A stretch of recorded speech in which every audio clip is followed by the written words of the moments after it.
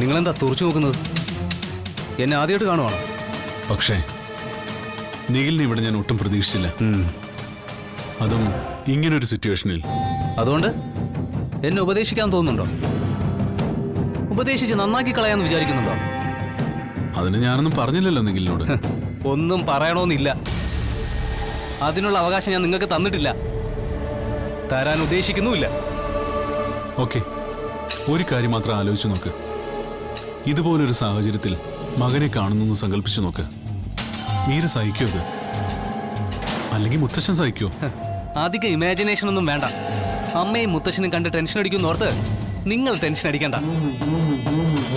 എന്നെ ഇവിടെ കണ്ടത് പൊലിപ്പിച്ച് അവരുടെ മുന്നിൽ അവതരിപ്പിച്ച് വലിയ വെൽവിഷറാവാൻ നിങ്ങൾ നോക്കണ്ട. ഞാൻ എന്ത് ചെയ്യണമെന്ന് തീരുമാനിക്കുന്നതേ ഞാനാ. അത് എന്റെ സ്വാതന്ത്ര്യ. വെറുതെ അതിനിടയിലേക്ക് നുഴഞ്ഞു കയറാൻ വരണ്ട. നോക്കൂ നിഖിൽ, ഈ പറഞ്ഞൊന്നും എന്റെ ലക്ഷ്യങ്ങളല്ല. നിങ്ങളുടെ ഈ പ്രായത്തിൽ കൂട്ടുകെട്ടുകൾ വേണം. സുഹൃത്തുക്കൾക്കൊപ്പം എൻജോയ് ചെയ്യണം, യാത്രകൾ ചെയ്യണം. പക്ഷേ എല്ലാത്തിനും ചില ലിമിറ്റ് വേണം, സ്വയം നിയന്ത്രണം വേണം.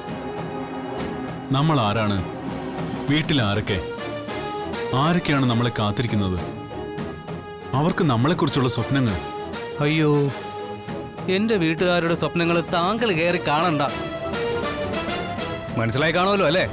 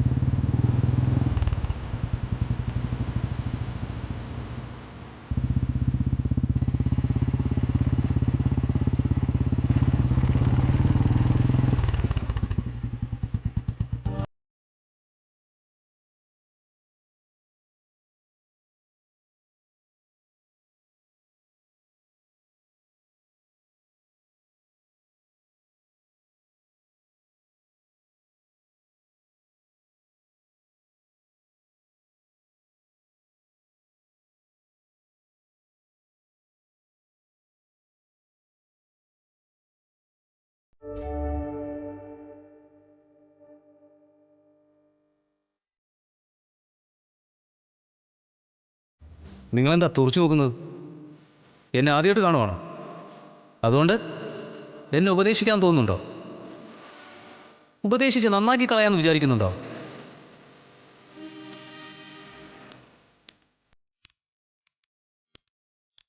സർ, ചേംബർ ഓഫ് കൊമേഴ്സിൽ നിന്ന് വിളിച്ചിരുന്നു. ഞായറാഴ്ച എക്സിക്യൂട്ടീവ് മീറ്റിംഗ് ഉണ്ട്. സാർ ചെല്ലണമെന്ന് പറഞ്ഞു. സാറിന് കുടിക്കാൻ എന്തെങ്കിലും എടുക്കട്ടെ?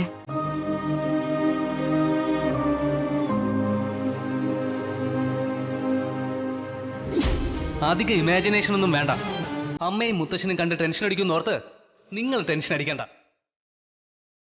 എന്നെ ഇവിടെ കണ്ടത് പൊലിപ്പിച്ച് അവരുടെ മുന്നിൽ അവതരിപ്പിച്ച് വലിയ വെൽവിഷറാവാൻ നിങ്ങൾ നോക്കണ്ട. ഞാൻ എന്ത് ചെയ്യണമെന്ന് തീരുമാനിക്കുന്നതേ ഞാനാ.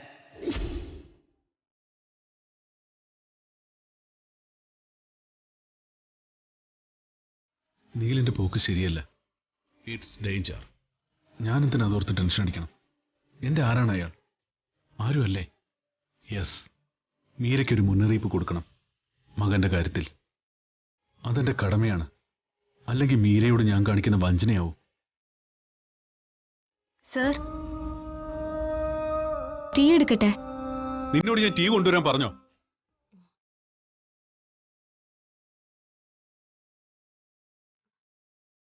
സർ,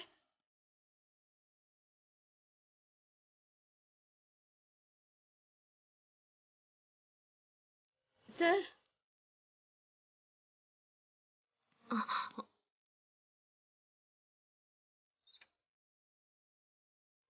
സർ,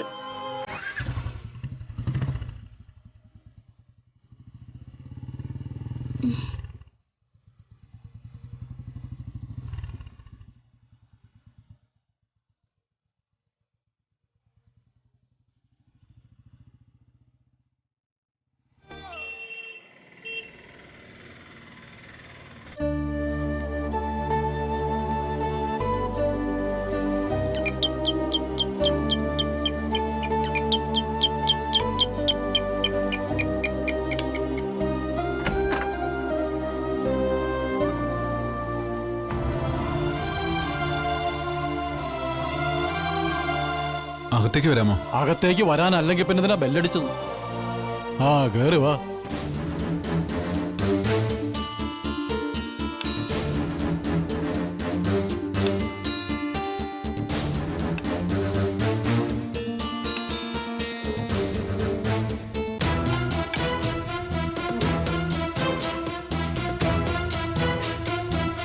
ഇനി തന്നോട് പ്രത്യേകം പറഞ്ഞാലേ ഇരിക്കത്തുള്ളൂ.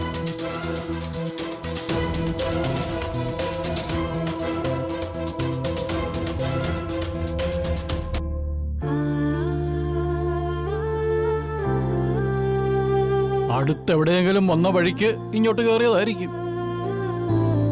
പലരും അങ്ങനെയാണ് സാധാരണ പറയാറ്. അല്ല, ഞാൻ ഇങ്ങോട്ട് തന്നെ വന്നത്.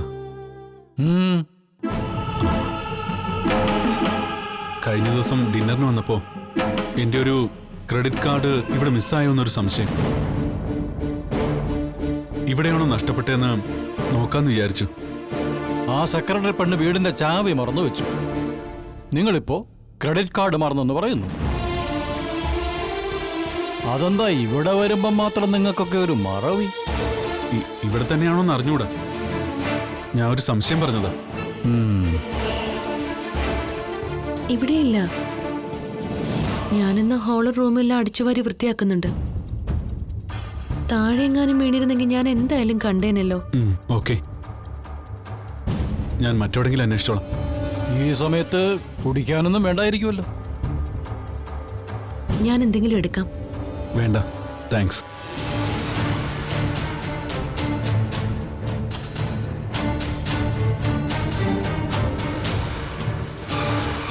നീളെ എന്നാ ബിസിനസ് ടൂർ കഴിഞ്ഞു വരുന്നേ? 9-ാം തീയതി വരെ എന്നാ മോള് പറഞ്ഞിട്ട് പോയത്. പക്ഷെ ഇന്നലെ വിളിച്ചപ്പോ പറയുന്നു കുറച്ച് ദിവസം കൂടെ കഴിഞ്ഞിട്ടേ വരാൻ പറ്റൂന്ന്. വീട്ടിൽ നിന്ന് ഇറങ്ങിപ്പോയാ പിന്നെ തിരിച്ചു വരണമെന്നില്ലല്ലോ. എന്റെ കാര്യം പോട്ടെ, അവള് വന്നാലും പോയാലും എനിക്കെന്താ. ഇവിടെ കാര്യവും പോട്ടെന്ന് വെക്കാം. പക്ഷേ അവളെ കെട്ടിയൊരുത്തന് ഈ വീട്ടിലുണ്ടല്ലോ.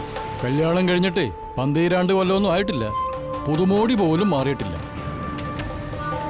അവന്റെ അടുത്തേക്ക് ഓടി വരണമെന്ന് അവൾ വിചാരിക്കേണ്ടതല്ലേ? നിഖിലിനെ എന്നും ഫോൺ വിളിക്കാറുണ്ട് പോലും. അതിലൂടെ കണ്ട് വർത്തമാനം പറയാമത്രേ. എന്നാ പിന്നെ ഒരു ഫോണിനെ കല്യാണം കഴിച്ചാൽ പോരായിരുന്നോ? ഞാനിതൊക്കെ പറയുമ്പോ ആർക്കും രസിക്കത്തില്ല.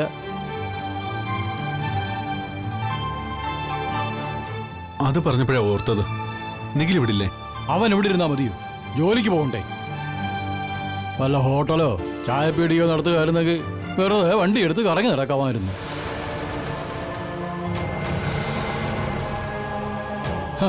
അവൻ നല്ല ഉത്തരവാദിത്തമുള്ള ജോലിയുള്ള ആളാ.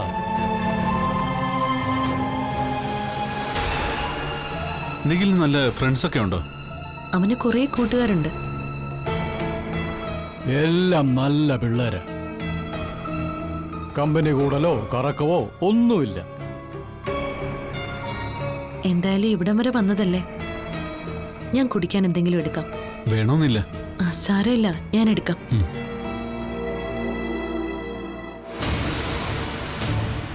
എനിക്കിപ്പോ ഒന്നും വേണ്ട. ശരി അച്ഛാ. ആ, എന്റെ കൊച്ചുമോനായതുകൊണ്ട് പറയുകയല്ല.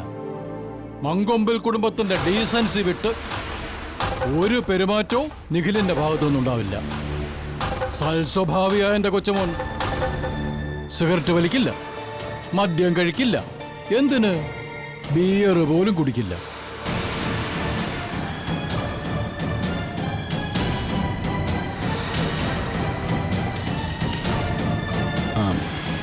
കമ്പനി മീറ്റിങ്ങുകളിൽ ഒരു ഫോർമാലിറ്റിക്ക് വേണ്ടി ലിക്കറിന്റെ ഗ്ലാസ് ഒക്കെ കൈ വെക്കാറുണ്ട് പലരും. നിഖിലിനെ ആദ്യം കിട്ടില്ല. അവൻ മങ്കൊമ്പിൽ രാധാകൃഷ്ണൻ ഉണ്ണിത്താന്റെ മോന്റെ മോന. അതറിയാവോ? അത്രയ്ക്ക് ഡിസിപ്ലിനാണ് ഞാൻ അവനെ വളർത്തിയിരിക്കുന്നത്. ആ, നിങ്ങൾക്ക് കേൾക്കണം, ഇപ്പോഴും മീര വാരി കൊടുത്താണ് അവൻ ആഹാരം കഴിക്കുന്നത്. പെണ്ണ് കിട്ടിയെന്നേ ഉള്ളൂ. കുട്ടികളുടെ മനസ്സാ നിഖിലിന്. ആ, അതിന്റെ മൂശേട്ടത്തരം അവൻ തള്ളയോട് കാണിക്കുന്നുണ്ട്.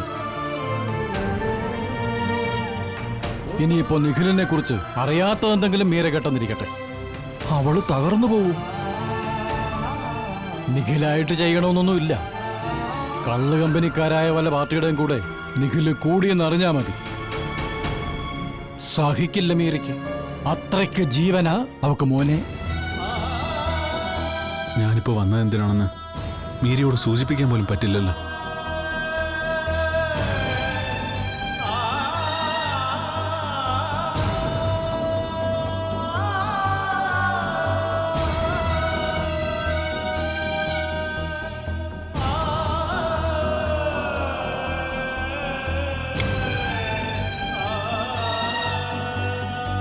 നിങ്ങളുടെ കാർഡ് കളഞ്ഞു പോയത് ഇവിടെയല്ല. അപ്പോ ചായ കുടിച്ചിട്ട് ഇറങ്ങുമല്ലേ? ഈ സമയത്ത് കഴിക്കേണ്ട ഒരു ഗുളികയുണ്ട്, അത് കഴിച്ചിട്ട് 2 മിനിറ്റ് കിടക്കണം എനിക്ക്. റൂമിൽ ഞാൻ വെച്ചിട്ടുണ്ട് അച്ഛാ. ശരി.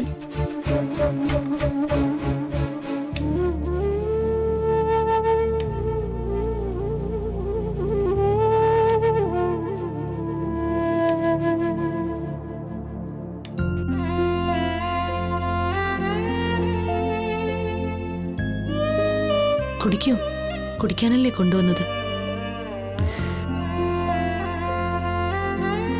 കുടിക്കണമെന്ന് തോന്നുന്നില്ല.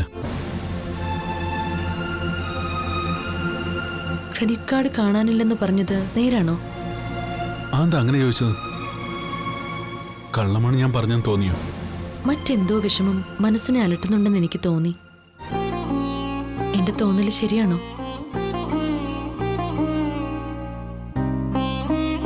മനസ്സിൽ തിങ്ങി നിറഞ്ഞു നിൽക്കുന്ന ചില കാര്യങ്ങള് ആരോടെങ്കിലും പങ്കുവെച്ചാ ആശ്വാസം കിട്ടും.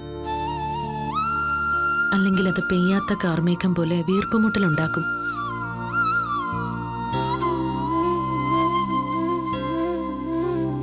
ആരോടും പങ്കുവെക്കാനാവാത്ത ചില കാര്യങ്ങളും ജീവിതത്തിലുണ്ടാവും. പറയണമെന്നുണ്ട്, പക്ഷെ പറയാൻ പറ്റില്ലെന്നുള്ള അവസ്ഥ.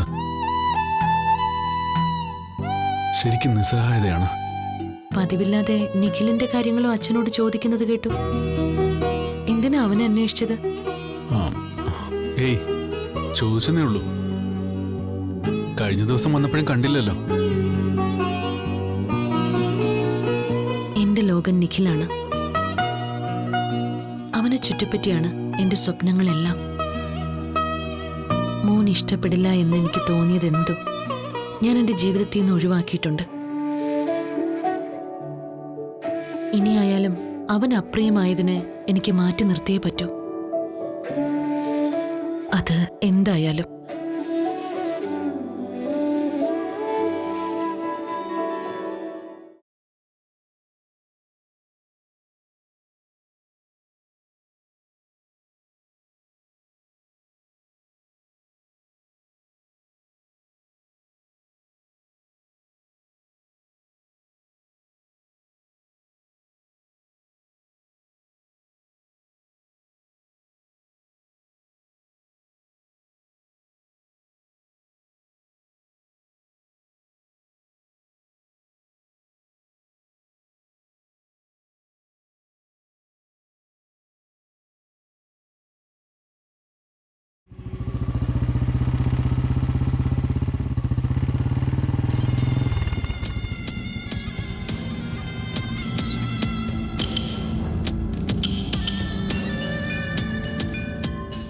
ഡോ,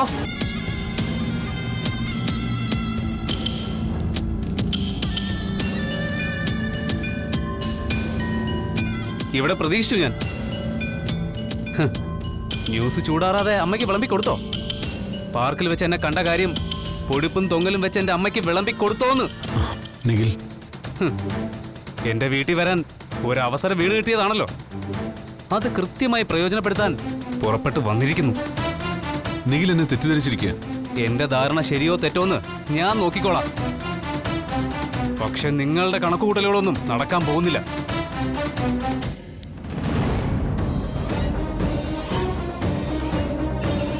എന്നെ അമ്മയും തമ്മിൽ തെറ്റിച്ച പിന്നെ എന്തോ ആകാന്നുള്ളൊരു വിചാരം കാണും. വെറുതെ അത്. എന്റെ അമ്മ എങ്ങനെ ഡീൽ ചെയ്യണമെന്ന് എനിക്ക് നന്നായിട്ടറിയാം. ഞാൻ ചിലപ്പോൾ മദ്യപിച്ചു നിന്നിരിക്കും, ഫ്രണ്ട്സിന്റെ കൂടെ കറങ്ങും, എനിക്ക് തോന്നുന്നൊക്കെ ചെയ്യും. അത് ചോദിക്കാൻ നിങ്ങളാരാ? എന്റെ അച്ഛനോ അമ്മാവനോ അതോ ഗാർഡിയനോ? താൻ തന്റെ സ്വന്തം പണി നോക്കി ബിസിനസ്സുമായിട്ട് ജീവിച്ചു വെക്കോ. അല്ലാതെ ബാക്കിയുള്ളവർക്ക് പണി ഉണ്ടാക്കരുത്. ഞാൻ ചോദിക്കാനും ഉപദേശിക്കാനും വന്നില്ലല്ലോ, പിന്നെന്തിനെങ്കിൽ പ്രൊവോക്ക് ആവുന്നേ? സാറ് പിന്നെ ടാക്സി പിടിക്കാനാണോ ഈ സമയത്ത് എന്റെ ഫ്ലാറ്റിൽ വന്നത്? ശരിയാണ്, നിഖിലിനെ സുഖകരമല്ലാത്ത സാഹചര്യത്തിൽ കാണേണ്ടി വന്നത് മീരിയോട് സൂചിപ്പിക്കണമെന്ന് കരുതി തന്നെയാണ് ഞാൻ വന്നത്. പക്ഷേ മകനെക്കുറിച്ച് ആ അമ്മയ്ക്ക്, കൊച്ചുമകനെക്കുറിച്ച് ആ മുത്തച്ഛനുള്ള വിശ്വാസം, പ്രതീക്ഷ, സ്വപ്നങ്ങൾ, അതിന്റെയൊക്കെ ഡെപ്ത് എന്താണെന്ന് അറിഞ്ഞപ്പോ ഞാൻ നിശബ്ദനായിപ്പോയി. പറയാൻ ഉദ്ദേശിച്ചതെല്ലാം മനസ്സിൽ അടക്കി വെച്ചു. ഒന്നും പറയാതെ അവിടെ നിന്ന് ഇറങ്ങിപ്പോന്നു. ആ, അതെന്തായാലും നന്നായി. ഇനി മനസ്സ് മാറിയല്ല എന്റെ അമ്മയുടെ മുന്നിൽ വെളിപ്പെടുത്തിയാലേ ഞാൻ പിന്നെ ഇങ്ങനെ ആയിരിക്കില്ല റിയാക്ട് ചെയ്യാ. നിങ്ങൾക്കത് ബുദ്ധിമുട്ടാവും. ഭീഷണിപ്പെടുത്തുകയാണോ? ആ, അങ്ങനെ വിചാരിച്ചോ. സാറേ, മര്യാദയ്ക്കെങ്കിൽ മര്യാദയ്ക്ക്, ഇല്ലെങ്കിൽ നിങ്ങൾ വിവരം അറിയും.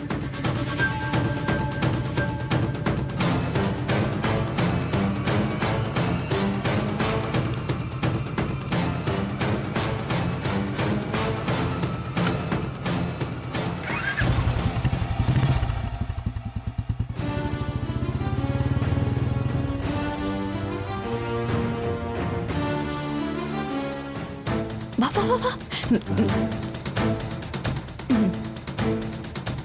നിഖിൽ,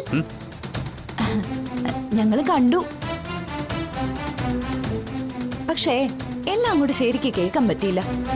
എന്താ നിഖിലെ അരവിന്ദ് രാജുവായിട്ടുള്ള പ്രശ്നം? അയാൾ ആവശ്യമില്ലാത്ത കാര്യത്തിൽ കയറി വെറുതെ ഇടപെടുന്നു. ആ, അത് തന്നെ പുള്ളിയുടെ പ്രശ്നം. ഞാൻ ഊഹിച്ചു. ഞാൻ പറഞ്ഞില്ല നിന്നോട് നിഖിലിന്റെ ഭാഗത്ത് ഒരു തെറ്റുണ്ടാവില്ലെന്ന്? പറഞ്ഞോ? പറഞ്ഞു, നീ കേക്കഞ്ഞിട്ടാ. ദേ നിഖിലെ, അരവിന്ദ് രാജ വലിയ ഷെഫൊക്കെ തന്നെയാ, സമ്മതിച്ചു. എന്ന് കരുതി ഇത്തിരി വകതിരിവൊക്കെ വേണ്ടായോ? നമ്മുടെ കാര്യങ്ങളിൽ അയാൾക്ക് ഇടപെടേണ്ട വല്ല കാര്യമുണ്ടോ? അയാൾ എവിടെ വേണമെങ്കിലും ഇടപെട്ടോട്ടെ, പക്ഷേ എന്റെ ഫാമിലി വിഷയത്തിൽ കയറി തലയിടണ്ട. ആ, ആവശ്യമുള്ള വിഷയങ്ങളായാലും അങ്ങനെ തലയിടാൻ അയാൾ ആരാ? പക്ഷെ രാജാ സാർ ആള് മാന്യനാണെന്ന പൊതുവെ അഭിപ്രായം. ആ അഭിപ്രായം മാറാനേ ഒരു നിമിഷം മതി. അതിനുള്ള സാഹചര്യം നമ്മൾ ഉണ്ടാക്കരുത്. ദേ നിഖിലെ, നിന്റെ കല്യാണം കഴിഞ്ഞെന്ന് വെച്ച് മീര ചേച്ചി കാഴ്ചക്ക് ഇപ്പോഴും ചെറുപ്പോ. പിന്നെ മീര ചേച്ചിയുടെ സ്വഭാവ ഗുണത്തെ പറ്റി ഇവിടെ ആർക്കും ഒരു പരാതിയില്ല എന്ന് കരുതി ഒരു അപവാദം ഉണ്ടാവാൻ അധിക സമയമൊന്നും വേണ്ട. നമ്മള് കുറച്ചുപേര് ഡീസന്റ് ആണെന്ന് കരുതി ദേ ഈ ഫ്ലാറ്റിലെ കുറെ അസൂയക്കാരികളും ഉണ്ട്. അവരാണെങ്കിൽ എന്തോ അങ്ങ് പറഞ്ഞു പരത്തിക്കളയും.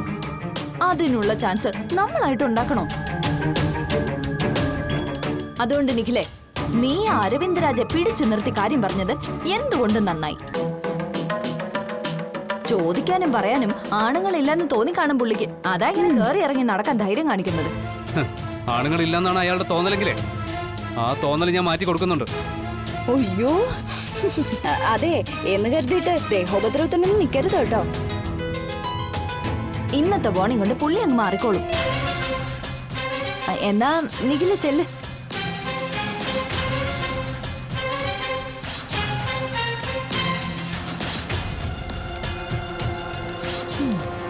അത്രയും മതി അല്ലേടി?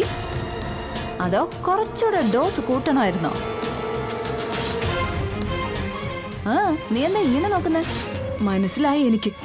എന്ത് മനസ്സിലായി? നിന്റെ തന്ത്രം മനസ്സിലായെന്ന്. അരവിന്ദ് രാജ മീരേച്ചിയെ കാണാൻ വരുന്നത് തടയണം. അതിനുവേണ്ടിയല്ലേ നിഖിലിന് സ്ക്രൂ കയറ്റി വിട്ടത്? അതെടി, അതിനു വേണ്ടി തന്നെയാണെന്ന് വെച്ചോ. ഇതിന് ഇതേ ഒരു വഴിയുള്ളൂ. എന്താ, നമ്മൾ പെണ്ണുങ്ങളല്ലേ, നമുക്ക് സൗന്ദര്യമില്ലേ? മീരേച്ചേക്കാളും ചെറുപ്പവുക.